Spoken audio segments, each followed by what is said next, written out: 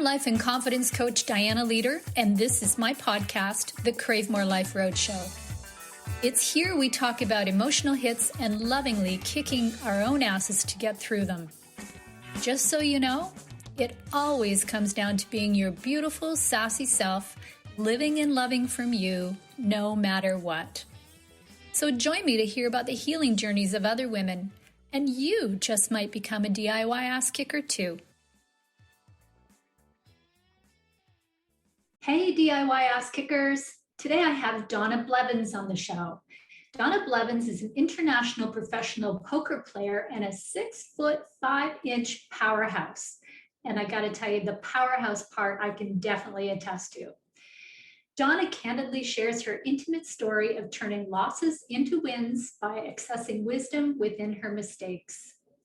Donna is also a mind shift coach and world-class speaker, using her authentic voice to take the woo-woo out of mind shifting and guide people to up their game in 7 seconds. You can find Donna on Facebook and YouTube under the name Big Girl Poker. You'll find the direct links to her social media accounts, including LinkedIn, in today's show notes. Okay, hey everybody. I'm so happy that you're here. I have today Donna Blevins on the show. Donna is an international professional poker player and a 6'5" powerhouse. The powerhouse part I can definitely attest to. Donna candidly shares her intimate story of turning losses into wins by accessing wisdom within her mistakes. Donna is also a mind shift coach and a world-class speaker, using her authentic voice to take the woo-woo out of mind shifting and guide people to up their game in 7 seconds. You can find Donna on Facebook and YouTube under the name Big Girl Poker. You'll find the direct links to her social media accounts, including LinkedIn, in today's show notes.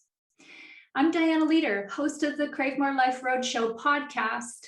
I'm a confidence coach and an intuitive life hack who helps women get what they want by finding their voices. I'm also the lead author of the recently released Find Your Voice, Save Your Life, with its 2nd edition coming out really soon. Heads up to our Facebook Live watchers. We love to gab on this show, so chances are we won't respond to your comments or questions until after the recording is done.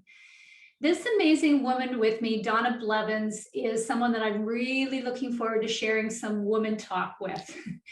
Donna and I met just a few weeks ago when she presented in a class I'm taking. First and foremost, she is fun. Actually, my mom would have called her a character. I enjoyed her presentation so much that I reached out to Donna for some mind-shifting support when I had a big presentation to prepare for. She took me from being scared shitless to being able to get on with my preparations with cool, calm clarity. This woman has a story to tell and will do it with grace, smarts, and humor. She is definitely a new best friend. So welcome, Donna. Thank you so much, Frank. Dianna, I don't think I need to go on. You've done all the work. I've really been looking forward to this. You know how much I enjoyed your presentation when we first met, and I think it's the humor part, man. I love to laugh, and you obviously love to laugh too. So yeah. So tell us a little bit about you and what you're doing. What's turning your crank these days? What's turning my crank? Well, interestingly enough, I always thought I was really terrible in English and math because I didn't really understand it. I didn't understand the English language. I had poor grades in school until I took Latin because I took Latin because I was taught the well, I don't know, and Latin in high school. I liked the teacher. That's what it was. I liked the woman who was the teacher. It's a small school where I went. And after the Latin, oddly enough, a lot of things changed because I started looking at the structure. When I got to my trig class, there were only 7 people in my trig class as a senior in high school. And it was like, I might as well just drop out of this class. I didn't have to have it to graduate. Why am I even here? But it was the case of figuring out what all this was about. And I realized I had to understand things on a simple level. I had to break it down to the parts that were definable. And what happened is I became a tutor for 5 of the other people in the class. Oh, wow. And I didn't understand what I was doing. And oddly enough, more than 50 years later, I'm in one of my, I have a membership, Mind Shift Simplified. And I asked my members last month, what is it that I do for you? And one of them touched my heart. She put her hands over her face like this. And she said, you see what we don't see. Oh. She said, you simplify. You are the chief simplifier. So, you're asking what I do, and I look back at everything that I've done, and it's that. It's things that I see. I want to mirror back to someone so that they can become better at what they're doing, whatever it is they want to accomplish. My desire is to guide people to perform at their best under pressure. Well, you certainly did that for me. That's Actually, for sure. thank you so much for the credit, but let me tell you what, you did that for you because you listened and you took action. Thank you. I appreciate that. I'm still very, very happy that we chatted, by the way. Wow. So the chief simplifier. So I love that because I like things simple as well. Don't complicate it with a whole bunch of other stuff that we really don't need. Just give me the facts and I'll deal with it from there, but I love that, I love the concept too, that we can shift what's going on in our heads. How powerful is that? You must have made some really big strides with people, I imagine. I think it comes down to the fact that somewhere along the way, I realized that we do have control over how we feel based on how we talk to ourselves. And that when a negative thought comes to mind, the reason the 7 seconds comes into play is because when a negative thought comes to mind, we only have 7 seconds before it anchors and takes root. We have a choice within that 7 seconds. If we can raise our consciousness, we can become consciously aware. We can be more in the mindfulness place so that we recognize when we have this negative thought. I call it installing an internal radar. I engage the energetic radar. And it's the process of actually, it works. You can have this, you can install this energetic radar that becomes aware that something's happening. It's almost like you have this nudge. We are energy beings, and we do have the ability to feel and to monitor how we're feeling. It's almost like you say, okay, I've got my assistants here paying attention. And we can get those messages from it's from our inner wisdom. It's from our internal. It's actually from our subconscious, but we can play games in order to allow ourselves to step out of having to be broken, because so many times we feel like we're broken and we have things that we can't do. And what are we going to do? It's like step away from that and figure out, celebrate what you are doing correctly. And then what's the next step, rather than focusing on what you're doing wrong. Yeah, I love that. Because we can get stuck in that spot so easily. And of course, we're stuck today and then something else happens and we're stuck more and more and more. Yeah. And I really believe too, and I use it in my own practice, that I call it a way of kicking your own ass, that it's taking responsibility, you know, that awareness is taking responsibility for our experiences, and what power. So, you know, to be able to actually use different ways to have us thinking positive thoughts, positive beliefs, as opposed to, you know, things that are not really serving us very well, I think is really great. There's something really interesting, because you're going to hear something from me and you're going to go, what? Again? Standard affirmations do not work. Mm. The reason a standard affirmation does not work, if your bank account is absolutely zero and you say, I am wealthy, your conscious mind says, oh, crap, you're not wealthy, you're broke. So when we're dealing with wanting to change the way something is happening, take whatever it is that we hear and reframe it into what I call a code modifier by crafting a why question that starts to change and reprogram your subconscious mind, because that's what drives us. If we think we're broke and we think we'll never get any money, guess what? It comes to pass. However, if we can really buy in to being abundant, to abundance coming to us in a way that starts to reprogram that toxic garbage that's in our subconscious mind, it's like, you know, taking the, you know, it's putting on that suit, that toxic suit. It's kind of like the hazmat suit, the energy hazmat suit, going down in there and getting out the garbage that, you know, it's the brain trash that we have. Yeah. And it's a case of reprogramming. You can do that with a well-crafted question, and you can do it on anything. You can do it with sleep.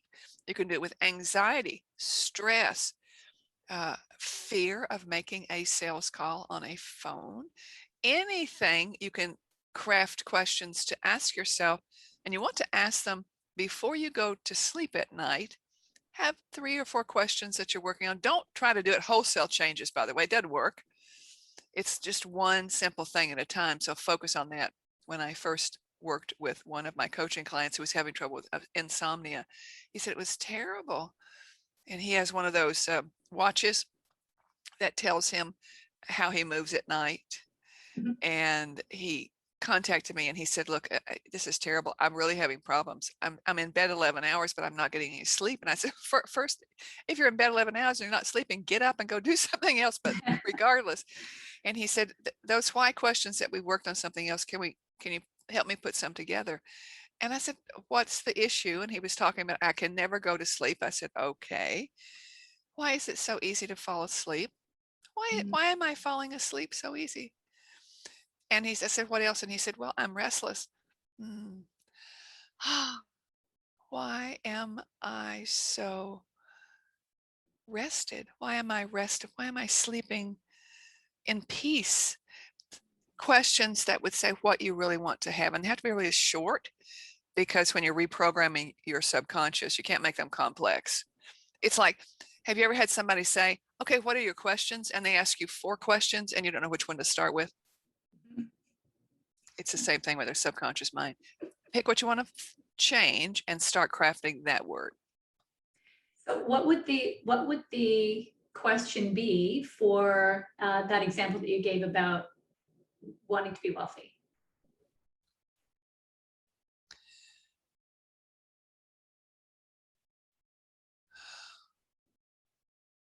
Why am I worth more than I think? Because I'm trying to think what's the underlying cause. It's probably that the underlying programming has to do with devaluing self. So why am I worth more than I think? That's limiting.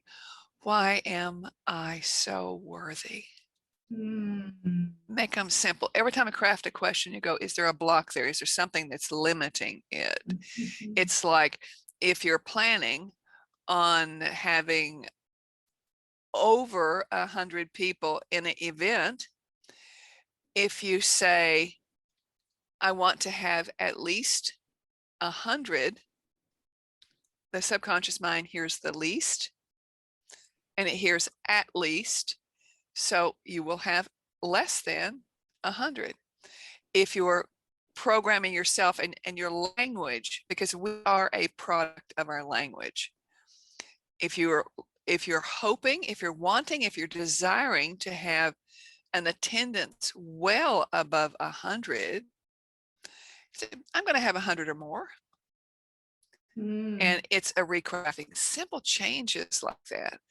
And it's a case of listening to what you say. You know, if you spend a week, just 1 week, take a book, take a new, a new book, spiral book, take a little one. I like the smaller ones better. This one is my planning one when I'm doing for, when I'm actually doing blueprinting, I use a larger sheet. Take 1 week and spend that time writing down the words that you say to yourself. That's it. No judgment, be completely accepting. And what happens when you start doing it, you'll start to write down, say, I didn't say that. So write it down. Just go ahead and write down everything that you say to yourself. We have 60,000 thoughts a day. Think of that number. 60,000 thoughts a day. Whoa. Well, if that's 60,000 hits to the sense of self, that's a lot. Yeah, and what's interesting is we have about 20,000 new thoughts a day. About 2/3 of those thoughts, 40,000 thoughts, are repetitions of thoughts that we previously had. So they're anchoring those. It's anchoring bad behavior, unhealthy behavior, and bad. The bad word, I gotta on that, because bad indicates judgment. That's why I said unhealthy behavior. When the behavior serves us less, when the words serve us less, because we want to pick the word, craft the words and our self-talk so that we reinforce and we build up ourselves. Right. And we applaud and we give our inner voice, our inner wisdom, its voice. Cool. Very, very cool and powerful. Extremely, extremely powerful. You know, if we can get a handle on that, can you imagine how different the world would be? Our world and the whole world. Yeah, very exciting. Okay, I'm sorry, go ahead. No, go. I wanted to ask you about the basketball. I want to ask you the basketball question because you're 6'5". You know, we can't tell, right? We're virtual friends, but I'm not anywhere near that. So did you play basketball? And that is the number one question people ask me when they see me. And one of the reasons that I'm using it virtually is because it's been my brand for so many years. And I thought, oh, they want to see that. I said, so speak it, claim it. Yeah. So yes, I did play basketball in high school, but it was not of my own desire because I had grown 9 inches in the 5th grade. Wow. And when you grow that fast, you've heard the thing of the saying, there's growing pains. Mm-hmm. Trust me, growing pains are real. When you grow that fast, your bones are growing faster than your ligaments, tendons, and muscles. And the Achilles tendon goes down the back of the leg and under the heel, Achilles heel, under the heel and up into the arch. And mine, in the summer between the 5th and 6th grade, I hurt so bad every step that I took. It was like an ice pick was going up into my arch. And by the way, going into the 6th grade, mother had to take me to the doctor because I was hurting so badly. Literally, I was crying all the time. It was hurt so bad. Took me to the doctor and he said, there's only one thing we can do to take the pressure off that Achilles tendon. is that we have to put her in elevated shoes.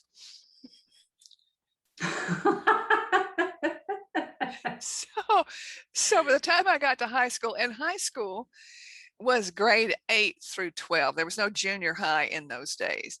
At 8, 9, 10, 11, 12. So I was in high school for 5 years. Now, the reason I'm telling it to you like that is that when I used to say, when I was in high school for 5 years, people would drop their head and go, "Oh, she was slow." Oh. So when I got to high school now, Because of your height. That's right. That's Yeah. right. Because they thought high school to people today is 3 years. So when Yeah. I say I was in high school for 5 years, that's when they're going, "Oh, she's slow, poor girl." So Oh, I'm sorry. I thought you meant because of your height, they were assuming that you had been held back. That's what I had in my mind. Yeah. that's okay. And that's another way of looking at it. Thank you so much for that, because that's some more input. So I got to high school, and my brother is 2.5 years older than me, and I passed him up in the 9th grade, by the way, and he forever hates me for that. And he was a star athlete. So when I got to high school, his basketball coach came to me and said, "Donna, do you know how to play basketball?" And I said, "No, sir, I don't." He said, "Would you like to learn?" I said, "Not particularly."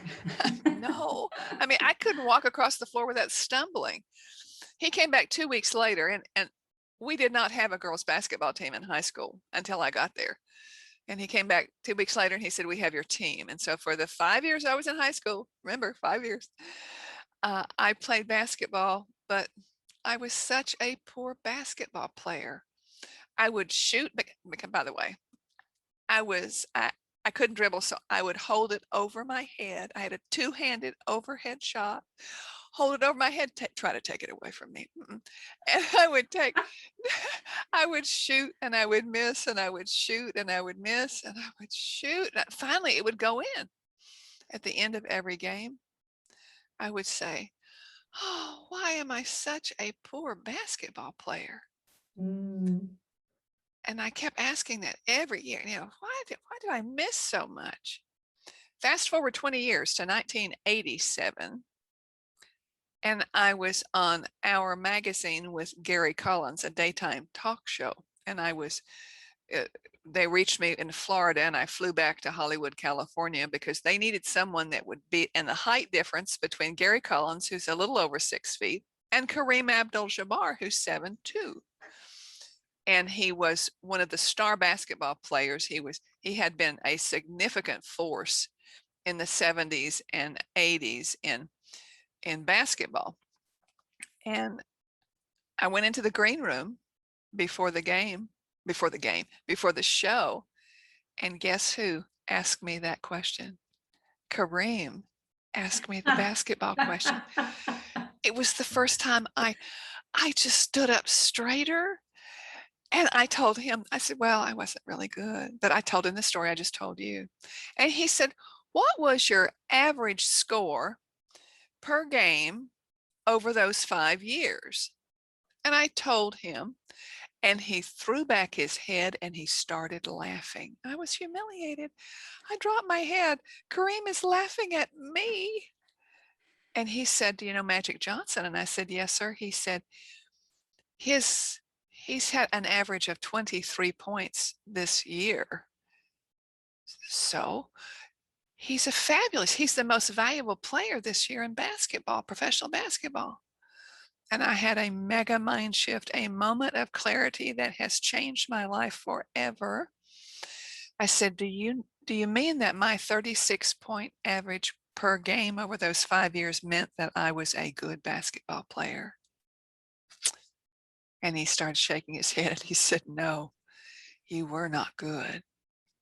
He said, "You were a star." Yeah. And it was such a change, because I realized I had been counting the wrong things. I'd been counting the times I missed rather than the number of times I scored. What a great story. Great story. And what a great example too of just that. Because we do think about our misses. Oh, that didn't happen, or that did happen. That's not a good thing. So yeah, I love that. Very neat.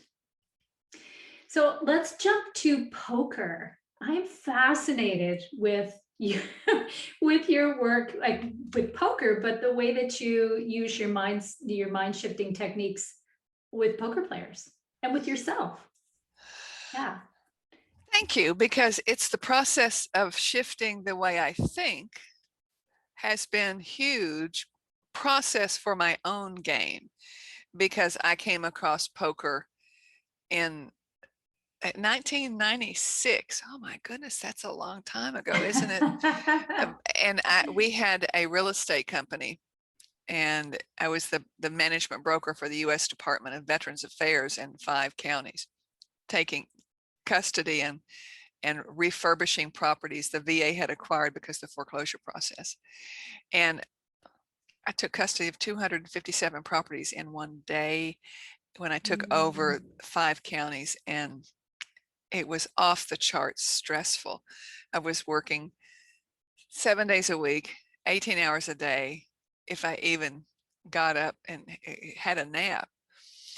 And I needed some sort of recreation. And when they put card tables in the bingo hall of the Seminoles Indian bingo halls, they had an article in the newspaper, and I asked my husband if he would teach me how to play poker because I needed some entertainment. And he went through one of those, you know, when somebody's thinking something, you can like see the gears turning in their head.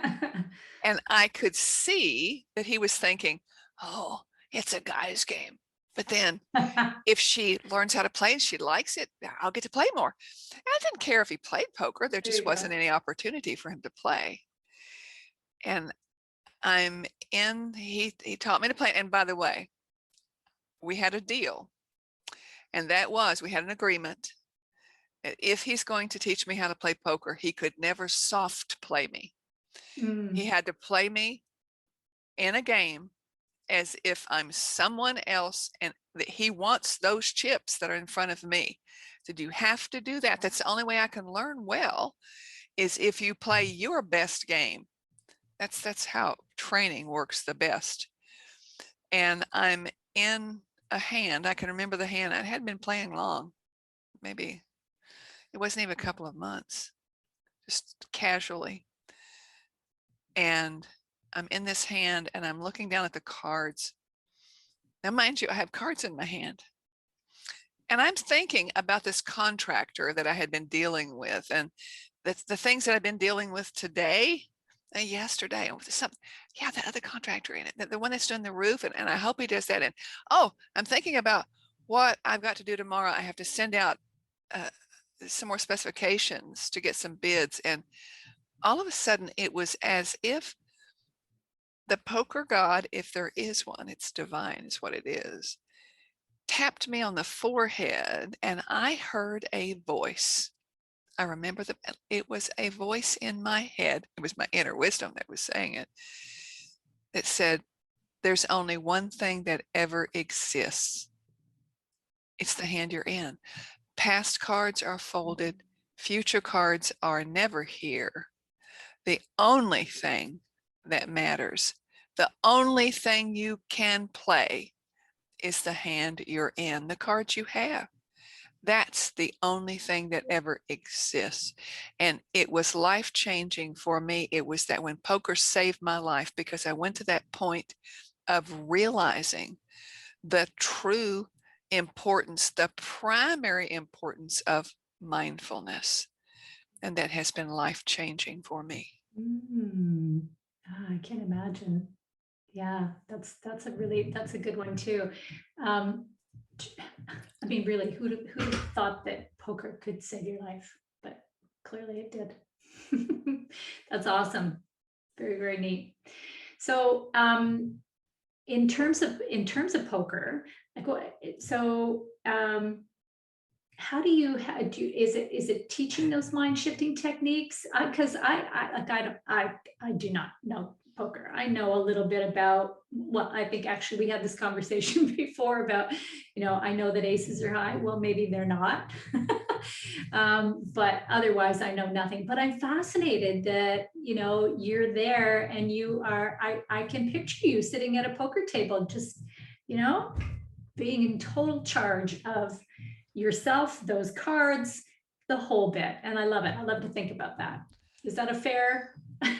Okay, so the relationship of mindset work, and it's not even work for me. It's a game, because you know, I think of life as a game, because when you think about it, it really is how you play your game, how you play in your life.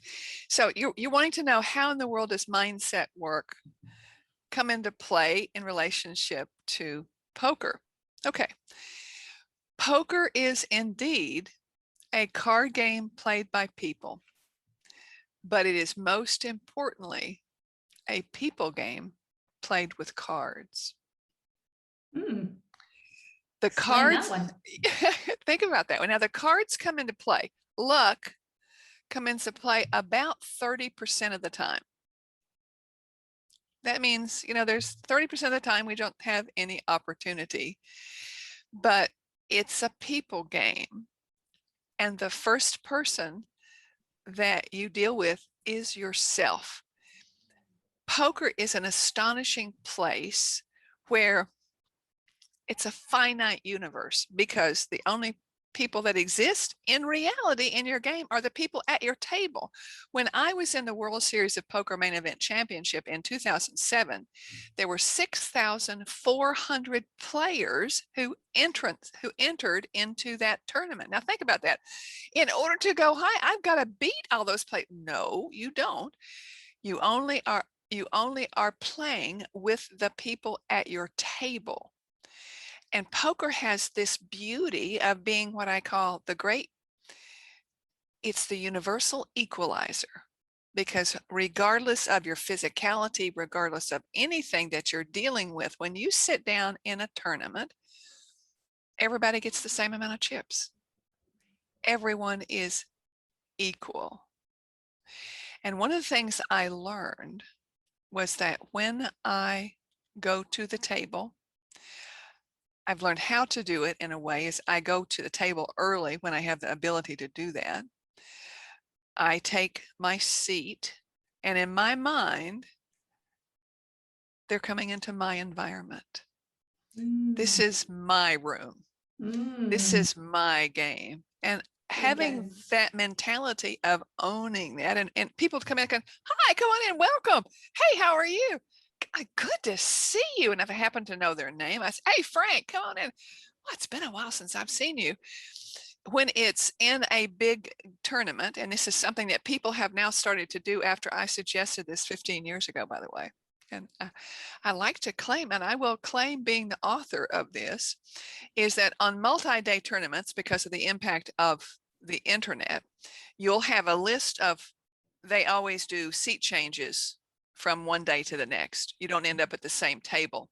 It's like a new draw.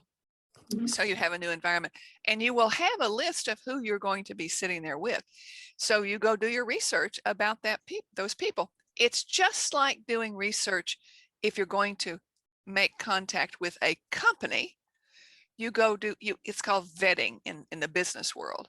It is that you go find out, you go to their website, you read their mission statement, you find their pictures, you go look at their Facebook pages, you find out about them so that you can be prepared, so that you know about them. Do they have kids? Do they like dogs? So in poker, I started doing that in 2007. And actually I was doing it before, but this was a huge tournament. And so I would know the people before they came. Now, can you imagine when you've got a tournament that has 6,400 players to start with, and you go to a table and you don't know anybody there, and somebody starts greeting you by name? So it was the process of claiming my power and of being at home. And regardless of how many chips I have, in my mind's eye, I have all the chips. And when my coaching clients saw me in a large tournament a few years ago in Jacksonville, Florida, there were 3 of them there. And they were going, afterwards, they're going, I don't understand. I know you do it. How do you do it? Because they would walk by and they were looking at me. They're going, wow, she must have every chip on the table. I looked down and I had a few chips in front of me. I knew they were coming. Someone was simply temporarily holding those chips for me. And it's the way, and we're talking about abundance. And it was the thought of, oh, they'll be here. They're coming. I'm waiting to pull them in. Thank you very much. And when I would pull in a big pot, I would thank the people that were in the pot. It annoyed them. No doubt. Thanks for the money, guys.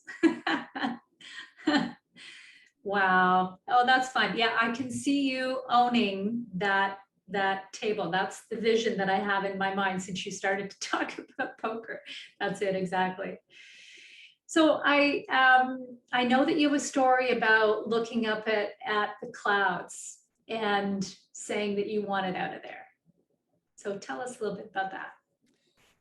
So I mentioned that I was the management broker for the U.S. Department of Veterans Affairs, and we had our own real estate company. And the big problem with that is that we're also responsible for handling the evictions. And people had been foreclosed on, months and months before. And if they were still in the property, I had responsibility for handling the eviction. And it was the worst thing in the world that ever happened. Imagine. And this one day, I had been by the house several times to take a look at it, and I saw the postings on the front of the eviction notices. And I was contacted by the sheriff's department and said, look, this eviction has to get on. We have to do this.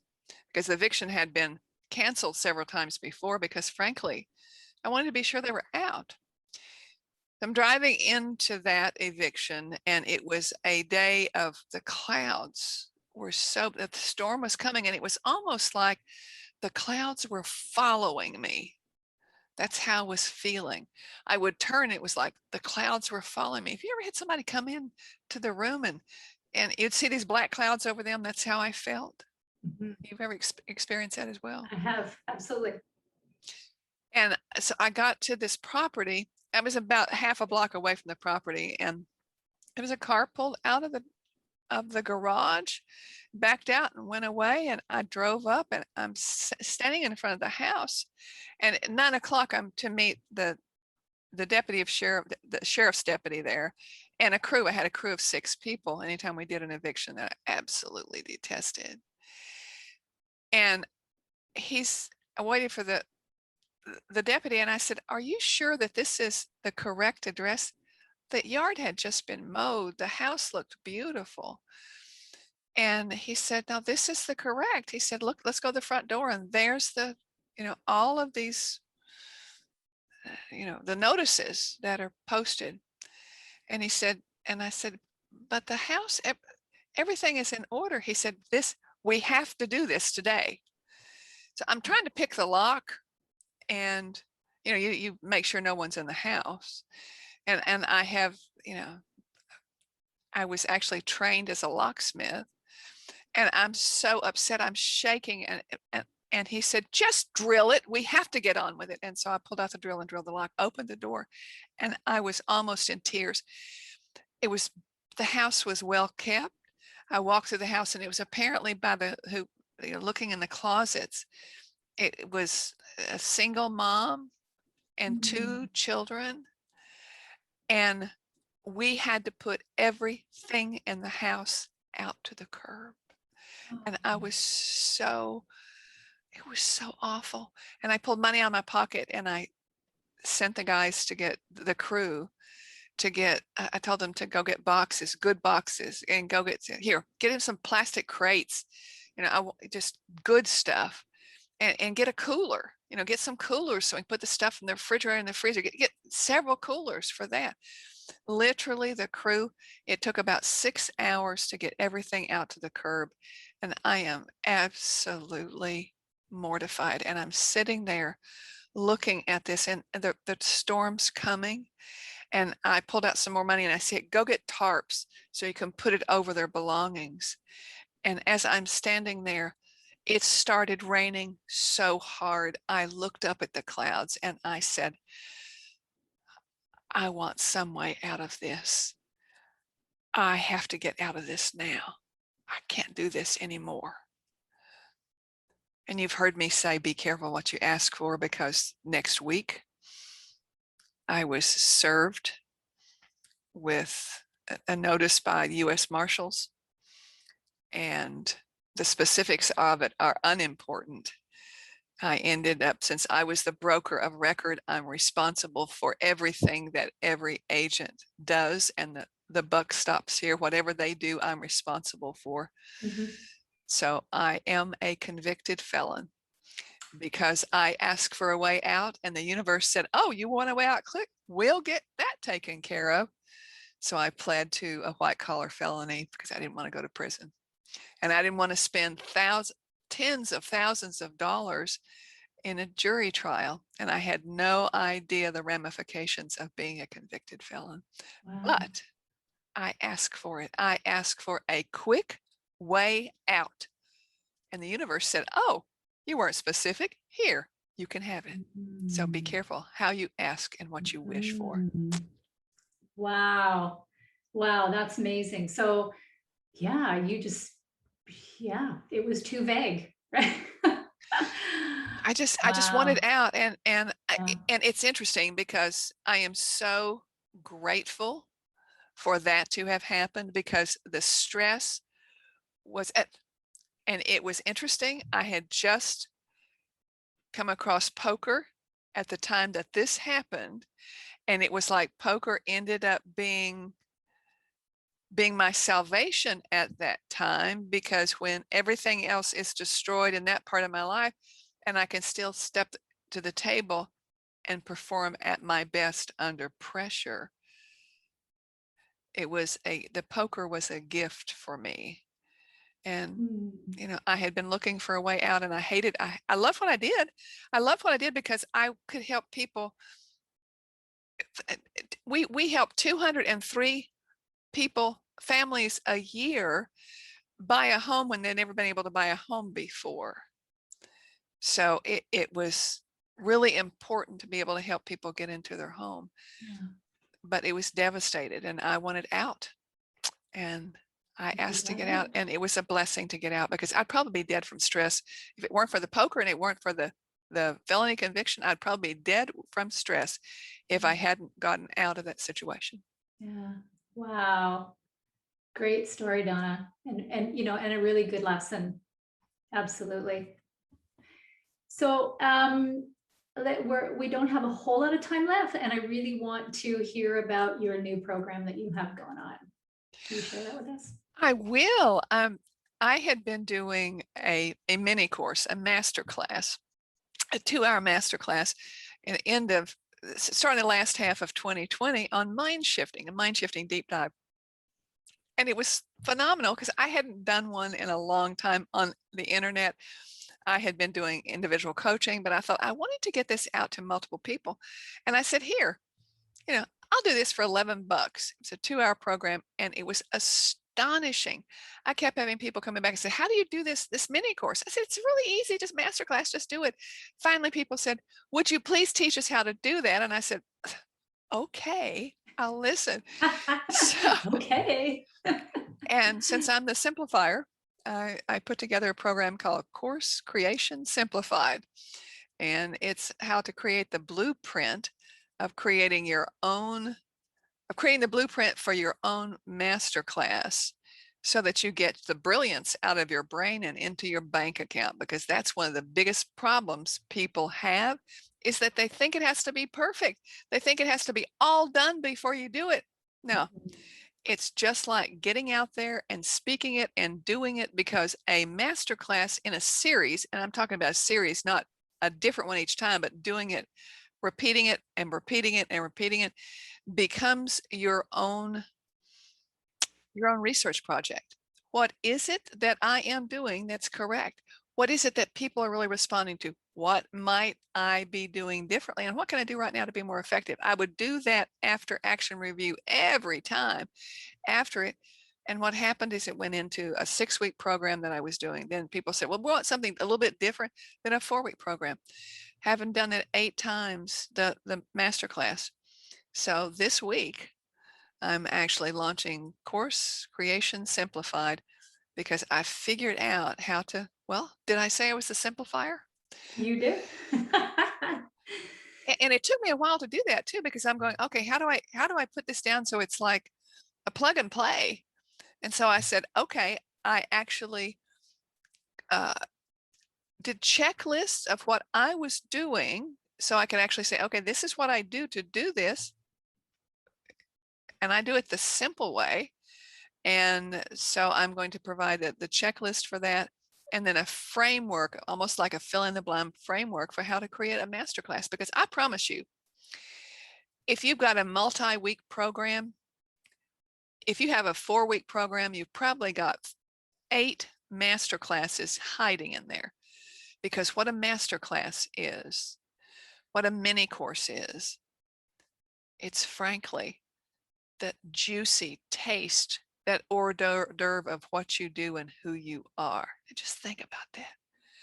Because before the pandemic, Forbes did research that said by 2025, think about that, there'll be $325 billion in online training.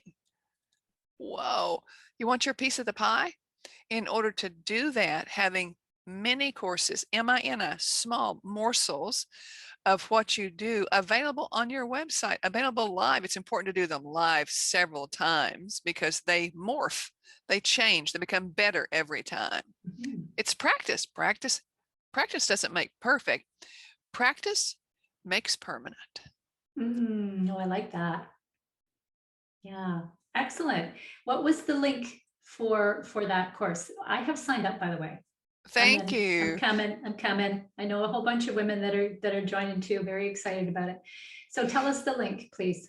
It's Mind Shift on Demand. My book, Mind Shift on Demand. You can see it over mindshifton-demand.com/simple. Okay, simple. I love it. Love it. Love it. Love it. Simple is good. Okay, so and we will include that link in the comments. Thank you. Of Facebook Live and in the show notes as well, so that Excellent. everybody can take a peek. Yeah. So I have one last question for you. Yes. And I ask everyone the same question. And you've already told us some really great stories. But I'm curious about if there is something fun or funny about you that you don't normally share. Can I be a little naughty? You absolutely can be naughty. This is the show to be naughty. Okay. So you've heard me say this, but I was in a closed group, and I'll say this publicly. I am 6 feet 5 inches tall. My husband of more than 35 years is 5'3". When we first met as real estate speakers who excelled in our market, he thought I was a big bitch, and I knew he was a little shit, and we were both right. And we still are. And just to be clear, I'm 6'5". He comes to about right here, and he is just about tit high. What can a woman ask for? Is there anything any better than that? I don't think so. Yeah. Excellent, excellent. Yeah, that's a really good story. Yeah, I love that one. Oh my goodness, Donna, thank you so much. This has been good. Yeah, you know what? I love the real teaching that you did today. You know, the mind shift techniques and the ease of it, and you know the simplicity of it. But I really loved your stories too. They were really great. I do love a good story. And the last one was probably the best one of the bunch. Yeah. Anyway, thank you so much. I really appreciate you being here. Dianna, I am honored to share space with you. Thank you. Thank you. So everybody remember that all Donna's links, your social media links, and the link to that course will be in the show notes, of course. And I want to just say to the listeners that I want to say thank you for coming out today. And you know, and I tell you this every time, you know that just by coming out and listening and picking up whatever it is you pick up out of a conversation, you're kicking your own ass. And that is a really good thing. That's creating your own awareness, and you're going to shift somewhere, sometime based on what you've heard. So that's awesome. Just showing up is awesome. And I want to encourage you to come and find both Donna and myself, and yeah, take a peek at what we offer, and yeah, take a look for my new course, which is called You'll Get What You Want If You Find Your Voice. So give me a shout if you're interested in that. Thanks so much, everybody, and we will see you next time. If you like today's podcast, hit subscribe at the bottom on your way out, and come find me at cravemorelife.com for even more DIY ass kicking.